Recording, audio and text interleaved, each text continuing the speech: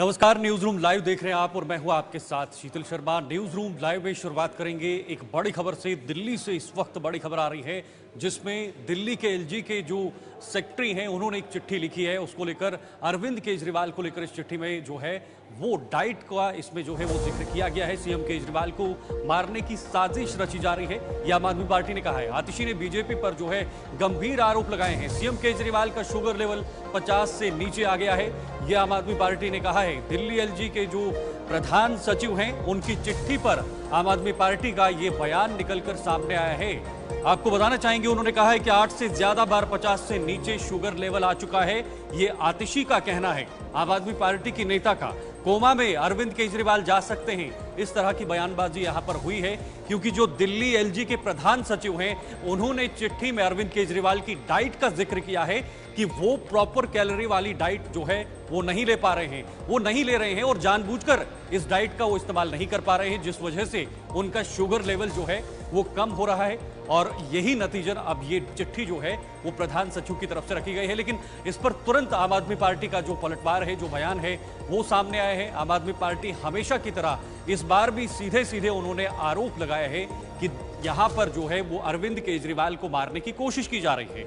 आपको बता दें, आतिशी ने बीजेपी पर साजिश रचने का आरोप लगाया है और ये पहली बार नहीं, लगातार पिछले कई दिनों से देखने को मिल रहा है जिसमें आम आदमी पार्टी सीधे सीधे बीजेपी पर निशाना साध रही है। इस वक्त अरविंद केजरीवाल जेल के अंदर हैं।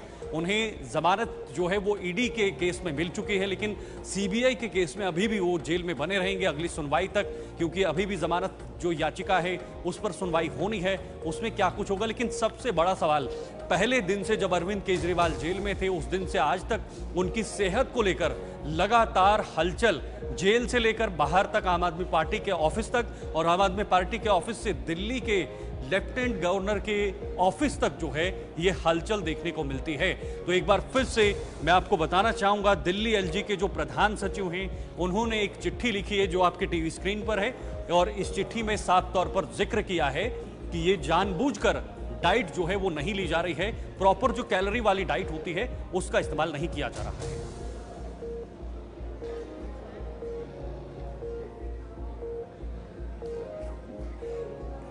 चलिए, केशव मोहन मिश्रा इस वक्त हमारे साथ, हमारे सहयोगी ज्वाइन हो चुके हैं। केशव से ज्यादा जानकारी लेंगे। केशव, बताइएगा, इस वक्त जो प्रधान सचिव हैं एलजी के ऑफिस के और उन्होंने सीधे डाइट का जिक्र किया है। उन्होंने कहा है कि प्रॉपर डाइट नहीं ली जा रही है, जो डाइट चाहिए वो जानबूझकर केजरीवाल की तरफ से नहीं ली जा रही है और उसका सीधे पलटवार भी आम आदमी पार्टी की तरफ से किया गया है।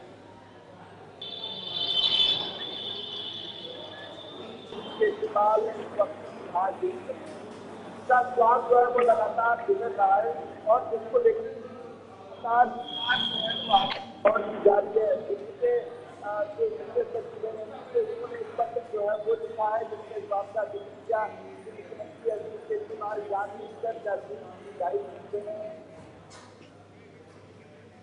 चले, आवाज जो है इस वक्त कट चुकी है क्योंकि संपर्क नहीं हो पा रहा है। केशव मोहन मिश्रा इस वक्त हमारे साथ जुड़े हुए थे जिन्होंने जानकारी दी अरविंद केजरीवाल की सेहत को लेकर। लगातार एक तनातनी बनी हुई है, अरविंद केजरीवाल हो या फिर उनका पक्ष हो, आम आदमी पार्टी हो, वो इस तरह के आरोप भारतीय जनता पार्टी पर जो है वो लगाते हुए नजर आ रहे हैं कि बीजेपी अरविंद केजरीवाल को मारने की साजिश रच रही है।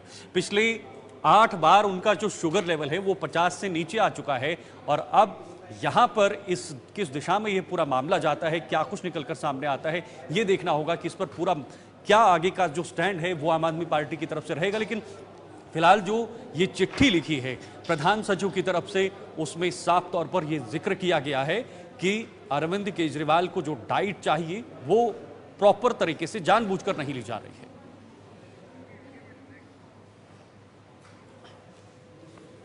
आगे बढ़ेंगे, अब बात करेंगे जम्मू को लेकर। जम्मू दौरे पर जो है वो आर्मी के चीफ आज पहुंच रहे हैं और ये महत्वपूर्ण दौरा सुरक्षा के दृष्टिकोण से army chief general Upendra Dwivedi का जम्मू दौरा है और ये उनके चीफ बनने के बाद दूसरा दौरा जम्मू का रहेगा। Army chief general Upendra Dwivedi आज जम्मू पहुंचेंगे। सुरक्षा हालातों को लेकर यहां पे समीक्षा बैठक भी होने वाली है। आर्मी चीफ बनने के बाद द्विवेदी का ये दूसरा दौरा हो सकता है और इस पर जो है वो सबकी नजरें बनी रहेंगी क्योंकि सुरक्षा के मद्देनजर ये दौरा बहुत ज्यादा महत्वपूर्ण है क्योंकि इस वक्त जो जम्मू के अंदर हालात बने हुए हैं। चलिए, बहुत बहुत स्वागत है। ब्रेक के बाद एक बार फिर से अब आपको बताएंगे दुकानदारों को नाम लिखने का, नेम प्लेट जो है वो शो करने का एक बड़ा फरमान उत्तर प्रदेश और उत्तराखंड में जो मिला था वहां, उसके बाद अब पूरी तरह से मामला गरमाया हुआ है। कांग्रेस नेता ने बीजेपी पर निशाना साधा है, जमकर निशाना साधा है और विपक्ष पूरी तरह से सरकार पर पलटवार करते हुए नजर आ रहा है कि ये बिल्कुल भी सामाजिक दृष्टि से सही नहीं है, क्योंकि कांवड़ यात्रा के मद्देनजर जिस रूट से कांवड़ यात्रा गुजरेगी उस रूट पर जितनी भी दुकानें होंगी उन्हें अपना नाम जो है वो डिस्प्ले करना होगा, उन्हें अपना नाम सामने लिखना होगा ताकि कांवड़ यात्री उस नाम को पढ़ पाए। तो फिलहाल इस पूरे मामले को लेकर अब पूरे देश के अंदर सियासत गर्मा चुकी है। जो बड़े बड़े राजनेता हैं उनकी तरफ से भी प्रतिक्रियाएं सामने आ रही हैं, वो अपने अपने बयान भी दर्ज कर रहे हैं। इन बयानों के चलते वो इस फैसले का विरोध कर रहे हैं, लेकिन यह फैसला सिर्फ उत्तर प्रदेश में नहीं बल्कि उत्तर प्रदेश के बाद उत्तराखंड में भी लागू कर दिया है।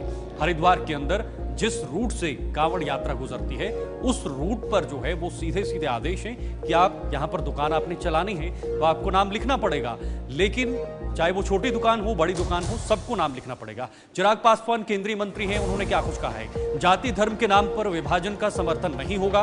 कांवड़ रूट पर नेम प्लेट के आदेश पर चिराग पासवान की दो टूक केंद्रीय मंत्री चिराग पासवान ने कहा है कि वह जाति या धर्म के नाम पर किसी भी विभाजन का समर्थन नहीं करते हैं। उन्होंने मुजफ्फरनगर पुलिस द्वारा जारी गाइडलाइंस का विरोध करते हुए कहा है कि मैं इसका समर्थन नहीं करता हूं। चिराग पासवान केंद्रीय मंत्री हैं, इन्होंने भी इस फैसले का विरोध किया है, यानी इन्होंने भी अपने सुर यहां पर सरकार के खिलाफ रखे।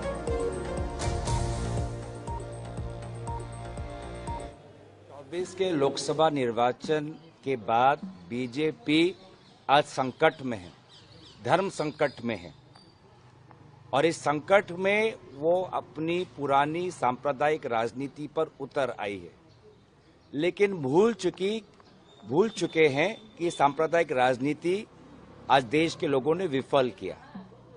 प्रधानमंत्री मोदी जी के मंगलसूत्र राजनीति को विफल किया।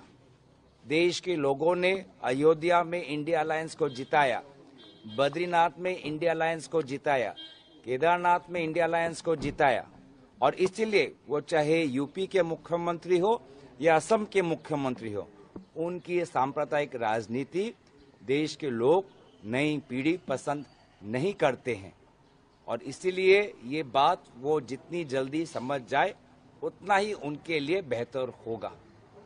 आज हम देख रहे हैं कि प्रधानमंत्री मोदी जी निर्वाचन के समय जनसंख्या को लेकर राजनीति उन्होंने की।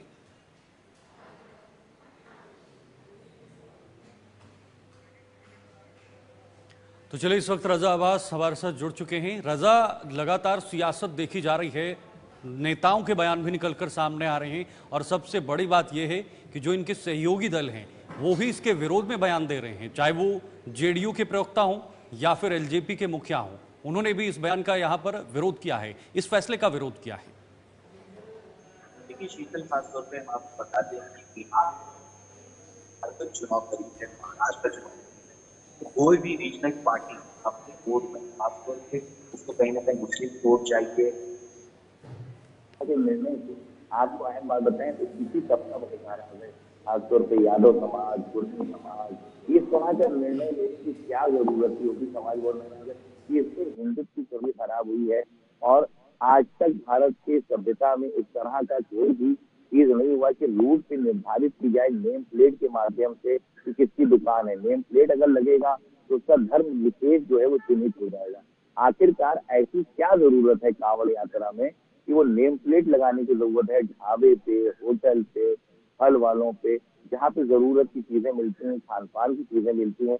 तो इस वजह से जेडीयू हो, चाहे चिराग पासवान की पार्टी हो, चाहे महाराष्ट्र में घटक दल हो, चाहे झारखंड में सहयोगी दल हो बीजेपी का, चाहे किसी भी रीजनल क्षेत्र में, प्रदेशों में, हर जहाँ पे भी गठबंधन है भारतीय जनता पार्टी का, वो रीजनल पार्टी नाराज है कि आखिरकार इस वक्त क्या जरूरत पड़ गई है, क्योंकि इस तरह के निर्णय से पूरे विश्व में कहीं ना कहीं एक जो समाज है, एक हेल्दी समाज को कहीं ना कहीं नुकसान हुआ है। ये कहना है विपक्ष